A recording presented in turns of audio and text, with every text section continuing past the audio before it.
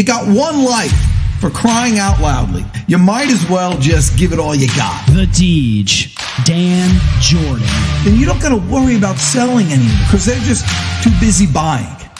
What's it going to take to get you into this car today, huh? And now, please welcome the sales energizer, Dan Jourdan.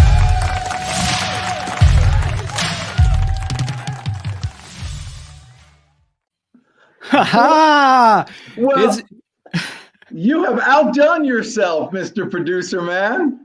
You know, while you were away, Dan, running around the city of Atlanta, selling to people, I found purple and white, and I hired an interior designer for this thing. What do you think? Yeah, you killed it. I mean, this is awesome. Over the top, Stu Shapiro Stu said. Shapiro loves the new look. He thinks it's over the top. He's a big fan, but this is a big thing for me. I need to get revved up every day about something, and we got this whole kind of sky theme here. I'm in the global, the global headquarters today.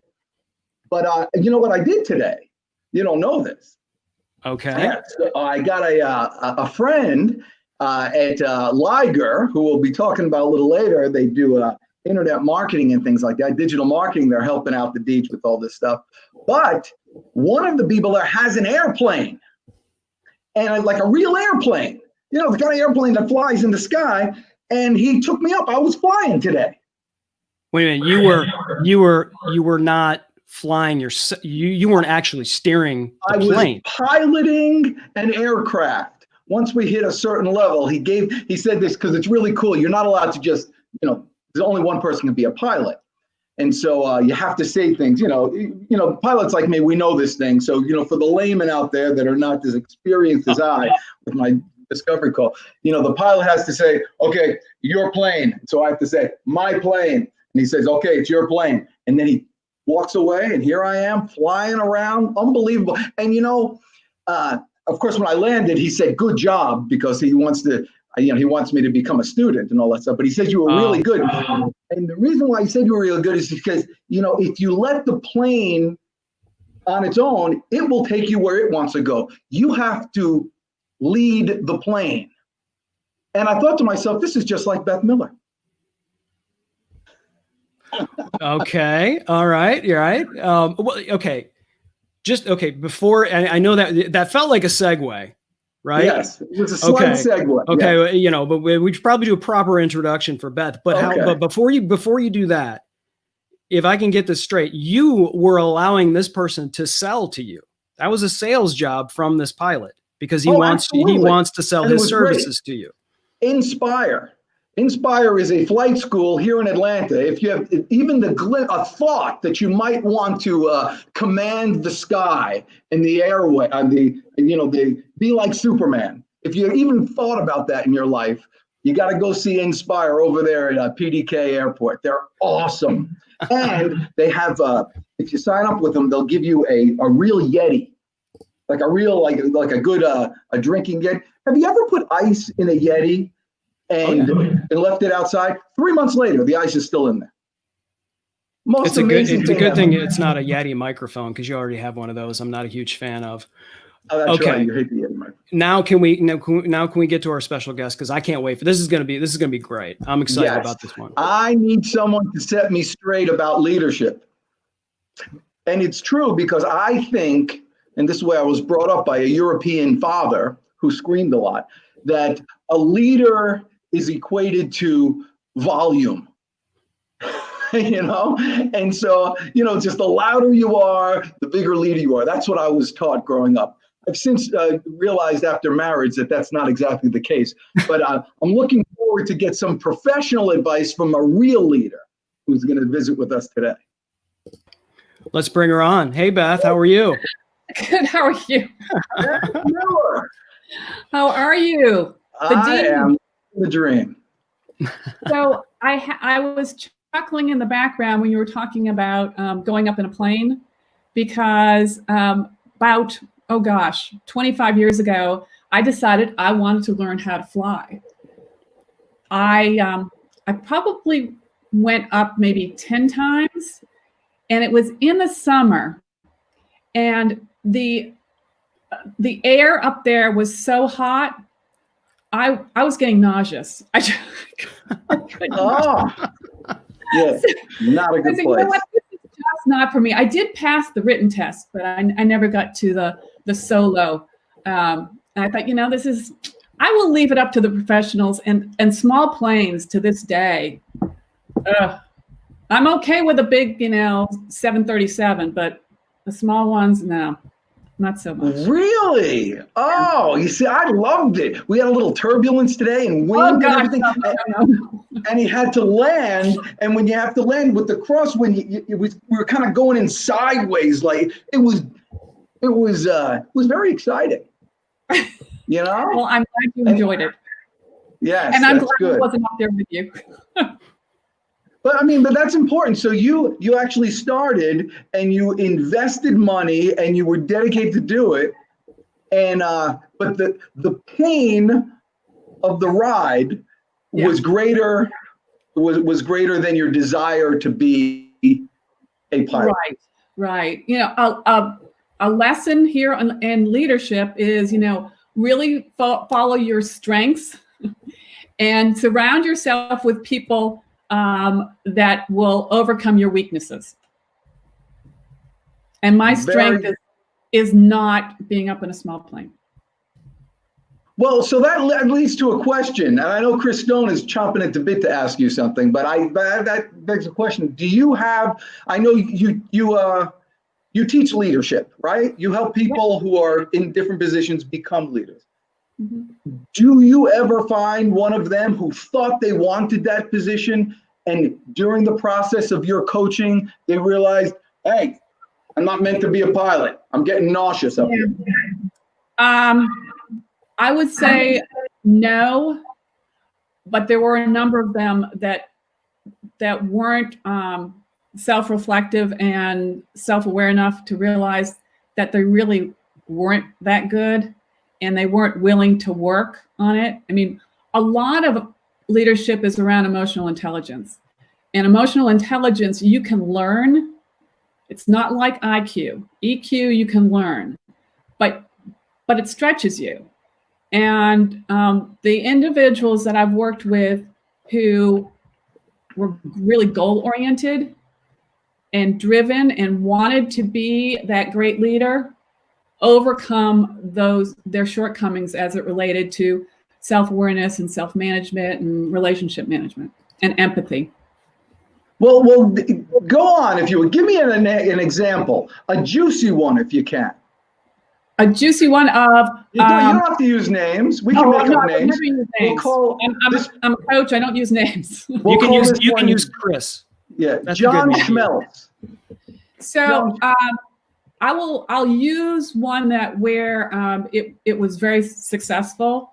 The woman was a high potential in a very technical field, and the CEO called me in because she had kind of gone off the rails emotionally through interacting with another department. And so I ran some assessments on her, and I realized that she was highly competitive and goal-driven. And she was, the very first meeting I had with her, she was highly committed to making changes. She realized that she needed to make changes or else she wasn't going to be able to progress to that next level. That was about 3 years ago.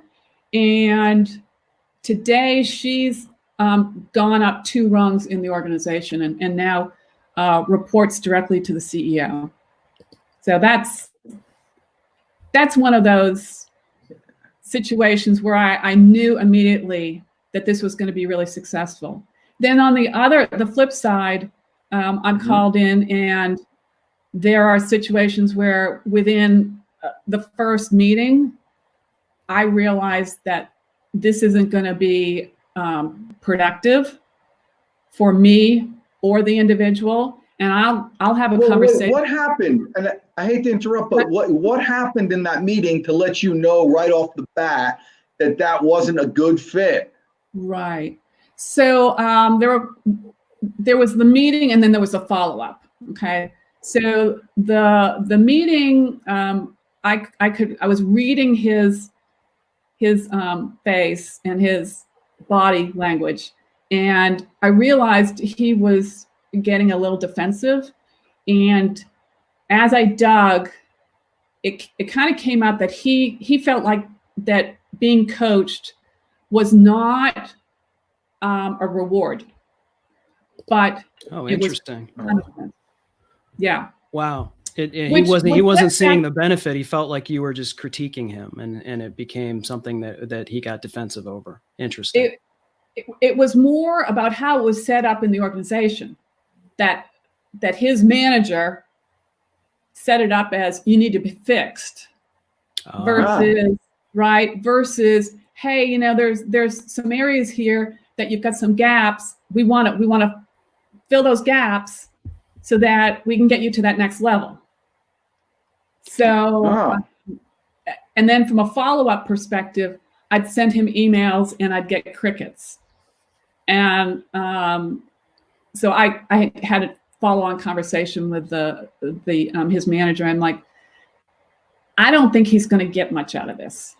And got it. Now you said his name was Doug, right? Well, and so you said his name was Doug, and he needed to be fixed.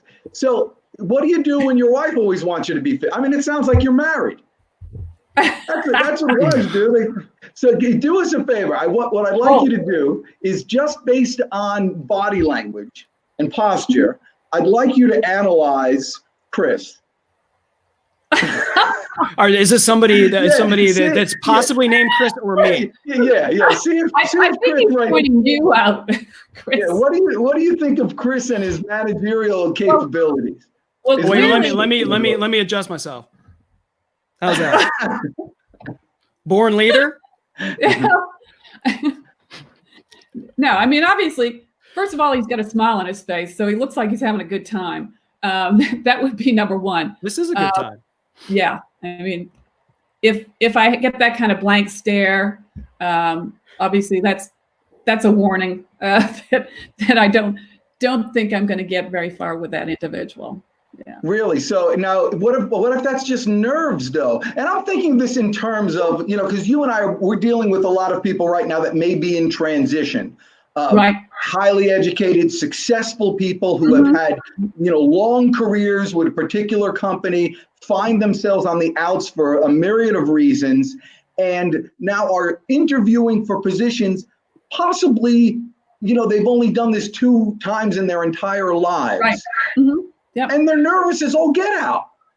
That's true. That's very true. When it comes to interviewing, that is definitely true. And if you think about it from a coaching perspective, me coming in and meeting somebody that hasn't met me before, I do take, believe me, that first meeting, basically there's red flags. But I don't immediately call the manager.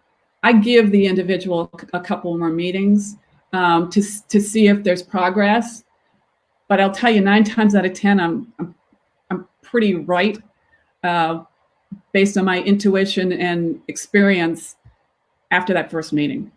That it generally. So I've got a question. So we've talked a lot about like maybe some issues and some body language and some things that would potentially be red flags for someone that would be a leader. What are the types of things that you could identify and look for when you're speaking to people that make them good leaders? What are some things that people could because there's so many things there's leadership podcasts and leadership books, and you'll find the person that influences you and whatnot, and everybody has their formula and the top 10 things that make a great leader and all of those things. I'd love to know from you, like, what would you consider are some of those traits for good leaders? First of all, listening skills, being able to listen to others and asking really good questions. The leaders that, in fact, getting back to the woman that I mentioned to you, one of her issues was that she talked a lot. And so we worked on, especially in meetings, getting her to pull back and not be the first person to participate, but to facilitate the discussion and allow others to weigh in on problems and decisions before she weighed in. What she didn't realize, she was, a lot of new leaders believe that they should be solving all the problems. And the problem with that is that they are then creating a situation where their employees will continue to come to them with problems. Because guess what? I know that Beth is going to solve that problem. Versus coaching in the moment, where somebody comes to you with a problem and then start asking questions like, well, what have you tried so far? What options do you have that maybe you haven't tried? And the point is that you are teaching them how to fish and not throwing them fish, so that they will then, over time, not be coming to you with problems because they can solve their own problems. Right. Wow. That's good. You know what? When we first got you, I'm so glad that we got you on the show, because, by the way, you showed your leadership qualities. You actually put something out, so you have a goal to be on 5 podcasts over the next month. And by the way, did you accomplish your goal? Yes, and some. Wow. Yeah, I've got a bunch lined up this month as well. You see, that's just a lesson that nobody would have known that had you not just put it out there and done it. And the people that you didn't get podcasts on, you wouldn't have gotten on their podcast anyway. So, I mean, you literally had nothing to lose. So when you got on the show, I knew that you were smart, but now I think you're just brilliant. That whole listening comment is all anybody needs to know. It's one of the critical ones. I think the other one that leaders don't do enough of, they are really willing to give feedback to others, but they don't ask for feedback enough. And I find this a lot right now during this extraordinary COVID experience, where Dan, she said it. Oh, I'm sorry, we don't use that word on the show. It's been a wonderful interview. Thank you so much. You know, we need like one of those horns or something. Yeah. I'm sorry, go ahead. That shall not be named. During the time that we are working from home virtually, that a lot of leaders are dealing with employee well-being. There are moms that are at home trying to teach their kids while they're working. There's single people that are all of a sudden working from home, and they have nobody else to talk to. So there's a lot of care and feeding that leaders are having to do now. But what they're not doing is they're kind of like they're assuming what the person needs. Wow. Versus asking for feedback. What kind of support can I give you that I'm not giving you right now? Wow. What can I be doing differently? Right. That I'm So not doing? why do you think that people don't do that? I mean, I think part of it is that leaders believe that they should know everything. So asking an employee, gosh, what could I be doing differently? Shouldn't I know that? I think part of it's an ego thing. It's vulnerability, 100%. I'm sorry if I'm interrupting, but for me, when I look at thought leaders and leadership in terms of business, it comes up all the time. It's Mm-hmm. if you want to be able to lead people and lead people up a hill, and you're going to have to be vulnerable. And sometimes that means showing that you don't know and working through it with them, and vulnerability. And once you show that you are vulnerable, you're a real person, I think that absolutely helps you as a leader. I totally agree, Chris. Yeah. I have as I do about most things, I have a hypothesis. Okay. And but I'm fully comfortable with being wrong. All right. But I think the reason why people don't want to do that and ask those tough questions and get those tough answers or feel awkward is because of a lack of what's something that I think is the most important thing in a human being, just a lack of courage. Because, being vulnerable, like we just spoke about, it takes courage to be vulnerable. It takes courage to take feedback and not get defensive about it. And it takes courage to be able to say, I don't know everything. Right. Which is idiotic because, how could anybody know everything? Right. Exactly. Yeah. Of course, not everybody's such an experienced pilot as myself. I understand that. But, nobody could know everything. No, but you're right. Courage is kind of underlying that vulnerability. That there are a lot of leaders that kind of put that shield up.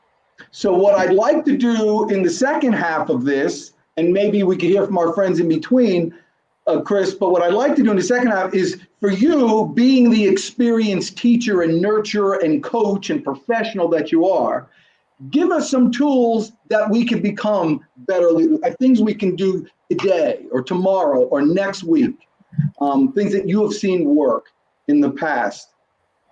So let's pause right there. Let's hear from our friends at Liger, and then Beth will answer that on the other side. Here at Liger Partners, we are marketing as a service. So what we do is we overlay marketing with high-level strategy, we go into branding, and we finish with execution. For the same price as having someone in-house dedicated to your marketing, which we call a unicorn marketer. We know they don't exist, but we hope that you'll discover that as well. You could have a whole team of Ligers experienced in their own arenas of marketing, whether that be writing, whether that be design or video, podcasting, strategy. All of those arenas we have people for. Visit us today at ligerpartners.com and see what we can do for your business.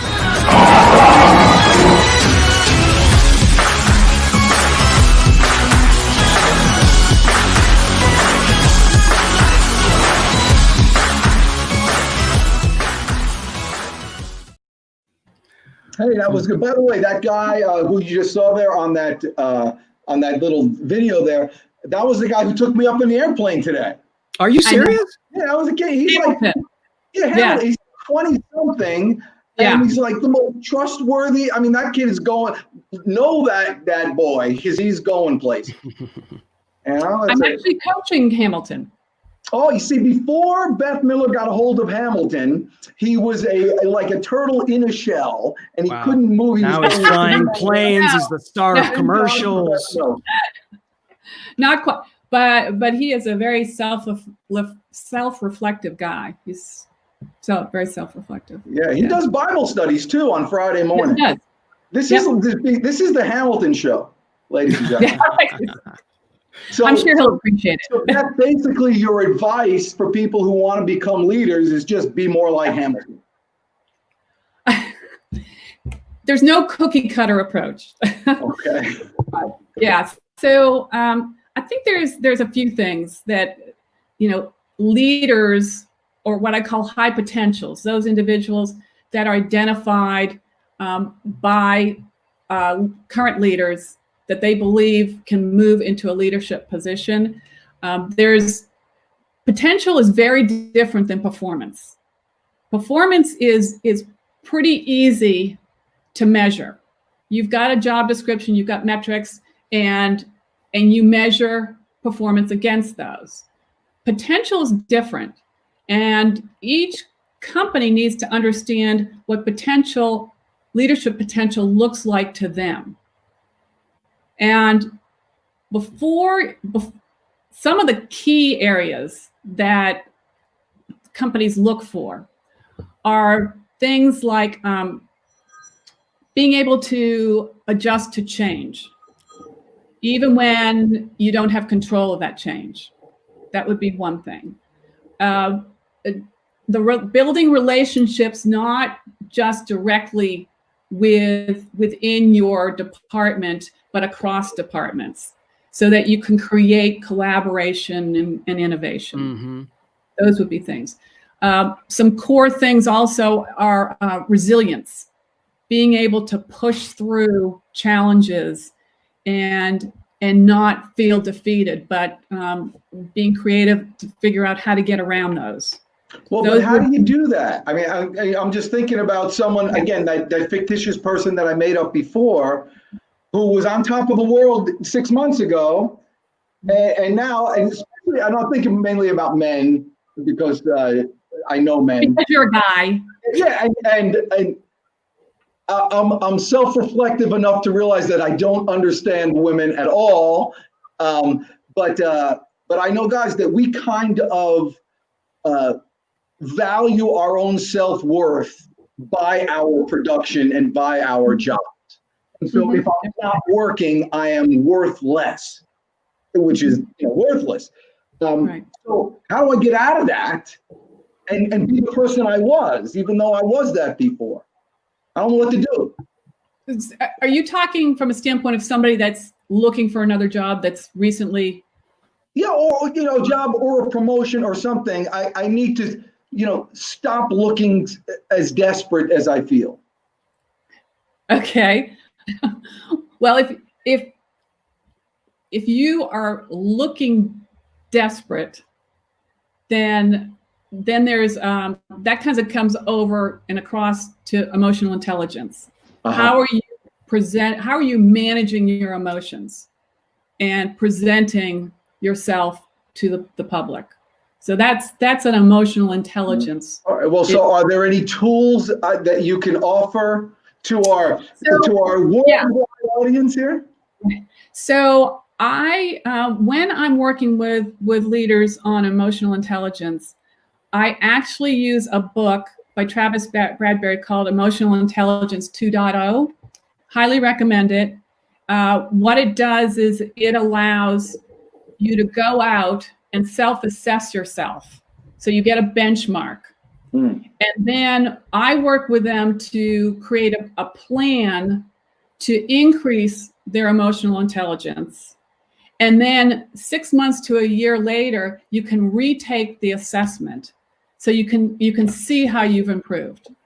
So that would be one direction I would take as it relates to emotional intelligence, is get the book, take the assessment, put together some SMART goals, find what I call an EQ mentor. And an EQ mentor is somebody who is strong in that specific area of emotional intelligence that you're wanting to improve on.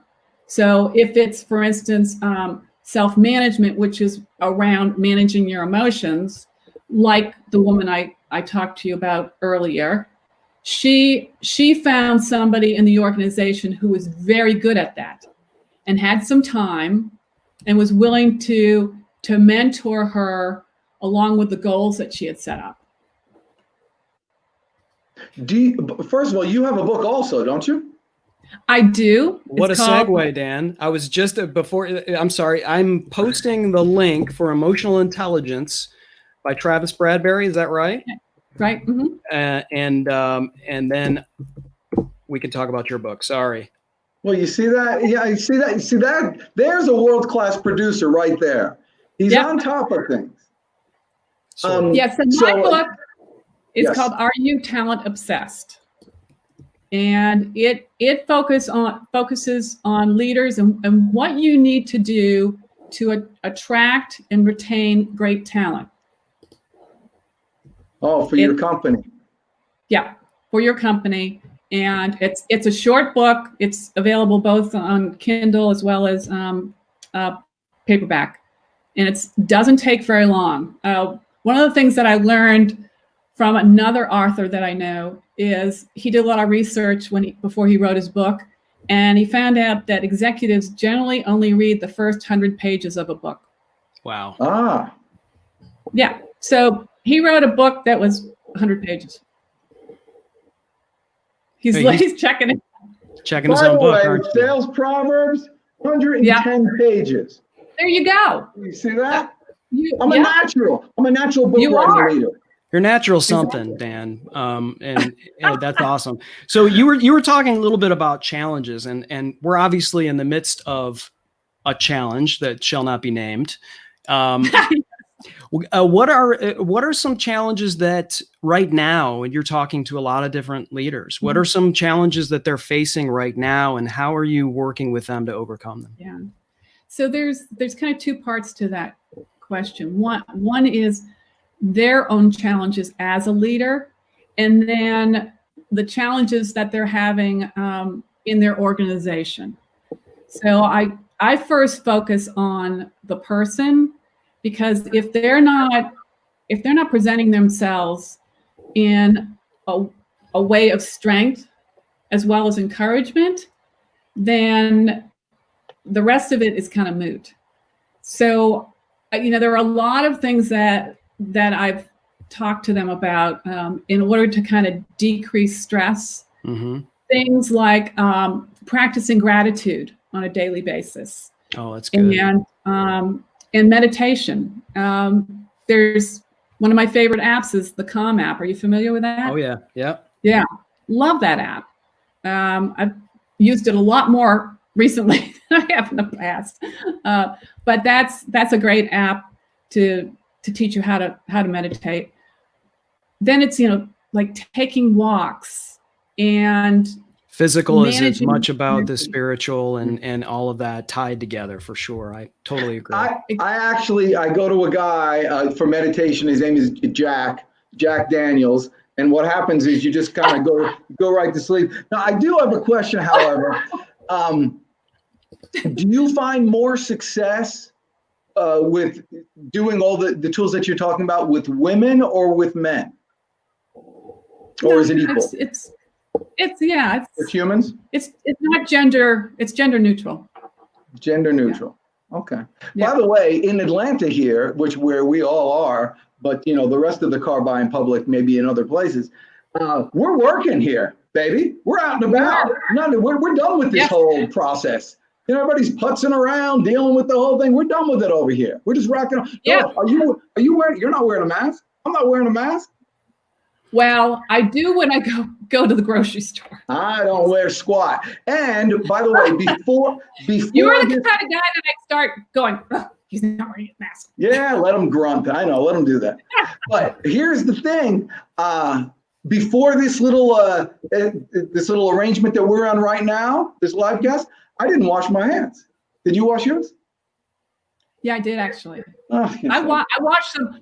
I wash them a lot now. Do you? Oh my God. Yeah, I'm having to put hand cream on all the time. Yeah. Really? Yeah, Yes. I haven't got to the hand cream yet. What scent is your hand cream? There's no scent to it. I don't like the scented hand cream. My mother used to use Ponds, Ponds. Have you ever heard of that? It's like, and I remember it being like next to the bedside, this Ponds. I'm like, why do we always have this Ponds things here? And they would put hand cream. I don't know if I've ever put hand cream on. Though in the wintertime, my hands in New Jersey especially, they would kind of crust over and bleed and all that stuff. Yeah, you've ever had my knuckles dry. Dry. So you'd have to put cream on. But I never wanted to put cream on because I was afraid to smell like my mother. Because all I knew from the hand cream was the Ponds on the side. So you didn't think that this would come around, but I'm such an experienced orator that I was able to bring it all together. You did. Think of that. Did. I think what's so wrong with smelling like your mother? What's wrong with that, man? There's nothing wrong with smelling like your mother. You know what? I tell you what, I looked in the mirror the other day, and I saw my father looking back at me. I mean, exactly my father, like my expression. Has that ever happened to you? Oh yeah. Yeah, it was like good. I find Chris, I know you're going through some issues now. Is everything okay, by the way? Everything's okay. With your dad? Appreciate Okay, it. good. Thank you. So my dad died a few years ago, and before he died, let me tell you when I first realized that you had to take a leadership role. So when I had my first business when I was like 18, and I took college, but I had a deli. It was a butcher shop. I turned into a deli, DJ's Country Deli, and I sold it when I was like 25 for $170,000 when I was 25 years old. And my dad was an immigrant. He never saved anything. He was always, kind of making deals, and he never really paid into Social Security. Never did any of that stuff like that. So he never had much savings. I took all that money and I invested it. And that money, I didn't take a penny of it, paid for my dad's retirement for the rest of his life. And it was, wow. The proudest moment. Wonderful. Yeah, it was the proudest thing, but it changed our relationship. Hey, put everybody else on here. I look like I'm just talking about. Yeah, it changed our relationship. Not that he was, at any point, subservient or anything like that, but it was just much more eye to eye, even more so than I was comfortable with. Ah, okay. So I'm asking you to psychoanalyze me. I'm having deep. The reason I am why not a therapist. Sorry. Okay. The reason why I brought this up is I looked in the mirror and I saw my dad or what have you. So when I think of my dad and I want to, get some advice, or when I'm in, that kind of reminiscing mode or what have you, I find myself eating the foods that I know he liked. It was like, I never eat, I'm trying to think of like liverwurst. I never eat liverwurst, whatever. But when I'm thinking about my dad, I'll have some liverwurst. Dan, you look like you're standing, but I think you're on the couch. But listen, Beth, let me tell you something. You take some liverwurst on some matzah with mustard, forget about it. I mean, you want to kill yourself. It's delicious. So how does somebody buy your book? Do you eat any brain food? Brain food? Like fish? Food that's good for your brain. And don't ask me what that would be. I was just curious. I don't eat much. You've been eating plant-based. I've been a human, right? So I've been eating food. I've gotten back into working again. Finally, get back into places, and so I'm trying to rekindle business again. So I have this little cold calling program. By the way, everybody needs to get the 7-day cold calling blitz. If you're still here, put that link on there for the salesenergizer.com for the 7-day cold calling blitz. I'll send you the book. Just pay shipping. $15 for shipping because the book's cost. I'm losing $10 every time I send it out. Anyway, so I'm cold calling a lot. And what I do is I have this thing. I'll cold call for an hour, and then you do 20 push-ups. And then you cold call for another half hour, then you do 20. By the end of the day, you're doing 100 push-ups. Feel great. I mean, talk about brain food. It makes you feel great. And then another thing I discovered. Wait a minute. Another thing I discovered. You're doing more than 100 push-ups. I'm doing the math. If you do 10 push-ups after every call that you make, you've got to be. No, every session. You go. Oh, okay. But I'll do 100 a day. Right. But what was I going to say? That coupled with fasting all day long. So you don't eat anything all day long. And what I found is, because you're not using all that energy for digestion, you have tons of energy at the end of the day. Now, I may be completely wrong, but that seems how it's working with me.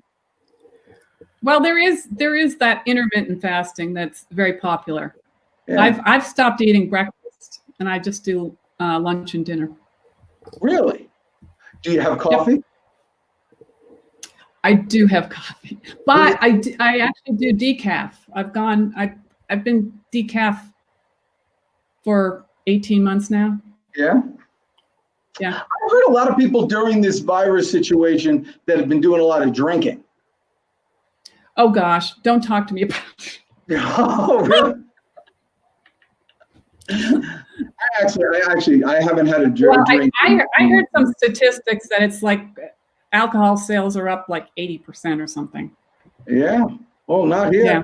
Now, So Beth, I understand- posted in the chat again your book. We've had a couple of comments here about the book, about where they could get it. I've posted again for those of you who are looking for an opportunity to get the book, as well as Emotional Intelligence. That's another book that Beth had recommended. But for sure, get Beth's book. The link for Amazon is there if you would like a good old-fashioned physical copy of it, shipped to your home, virus-free, as well as a digital version that's available for you from Amazon. shame on you, you brought it up again. I didn't name it. I just and Dan used that V word too, so I felt like I had a little bit of a pass. So you can't. There. Okay, I get it. All right. It's a bunch of garbage. I'm figuring out the rules now. I'm done with that already. But you've been terrific. Okay, Beth, you need to leave us with one bit of wisdom, something we can get from nobody else, and how people can get a hold of you, and who your best customer is, and give it to us. Maybe like we've been begging for. That's a whole lot there. Okay. Yeah. So one last bit of wisdom would be that a lot of leaders do not recognize and praise enough. And research shows that you need to be recognizing and praising 3 times as much as you are giving negative feedback. Wow. And I will say that in general, most leaders are doing the opposite. So a little technique that you can use is to put five quarters in your right pocket. Now, of course, this only really works when you're working in an office. So just remember that for when we get back to the office. Got it. Put 5 quarters in your right hand pocket, and when you see somebody that's doing a good job, it doesn't have to be great. What you're trying to do is you're trying to reinforce the behaviors you want to see more of, okay? And you do that, you take that 1 quarter and put it into your left pocket. The idea is to empty your right pocket into your left pocket by the end of the day. That's good. That's really great. So it's a reminder. I think you're awesome, you're beautiful, you're kind, you're smart and intelligent. And I'd move all the quarters, but I'm wearing a kilt. And so you never know what you're going to get. I mean, you really don't. Yeah. You know, I in fear every second doing these things, Beth. You never know what's going to come out and what's going to be said. But that actually was very nice. And I agree. This has been really great for me as well. And for those of you who have been watching, I hope you've learned something. Let us know. Obviously, all the information's been scrolling along the bottom of your screen. Those that are watching on replay, Executive Velocity. We've got Twitter, we've got, the website, YouTube channel. Obviously, Dan's got all of his socials, the podcast, Beth's book. You really don't have any other option than to, contact us. But this has been incredibly valuable information for those Before we leave, leadership. I'd like to also, I've got an offer out right now for leaders and small business owners. 30-minute pro bono coaching Nice. to help those leaders that are stuck right now. I'm talking to a lot of them, and that is something that I am giving to the community. Wow! And so how do they go about doing it? Just contact you on the site, or yeah. There's just email me at beth.miller@executive-velocity.com, and we'll get you set up. Excellent. That's awesome.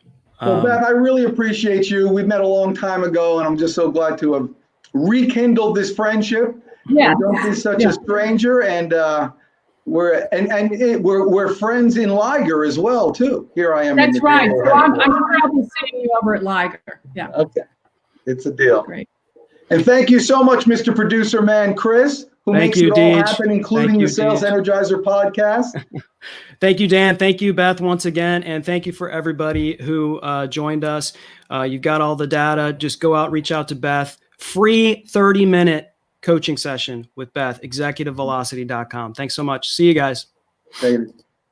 Bye now.